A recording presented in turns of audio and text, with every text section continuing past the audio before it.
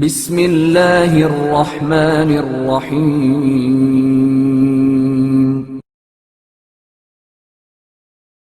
یزید کی بیوی ہند کا خواب۔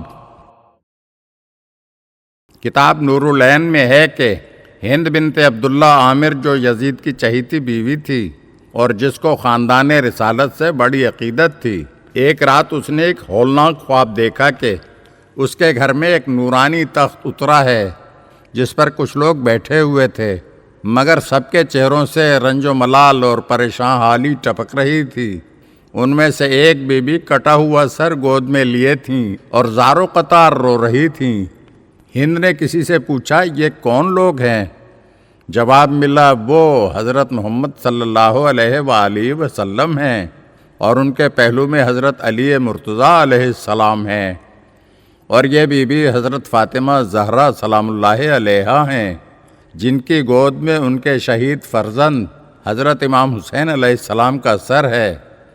اس خواب کو دیکھتے ہی ہند پریشان ہو کر اٹھ بیٹھی اور گھبرائی ہوئی یزید کی خوابگاہ میں آئی اور کہنے لگی، یزید، مجھے بتا کہ یہ قیدی کون ہیں جن کو تو نے محل کے قریب قید خانے میں قید کر رکھا ہے، اور یہ سر کس کا تھا جو دھوم دھام سے تیرے دربار میں لایا گیا تھا؟ یزید نے پہلے تو بہت چھپانا چاہا، لیکن جب کسی طرح کام نہ چلا تو اسے اقرار کرنا پڑا کہ وہ سر امام حسین علیہ السلام کا تھا، اور یہ انہی کے اہل بیت ہیں جو اس قید خانے میں مقید ہیں۔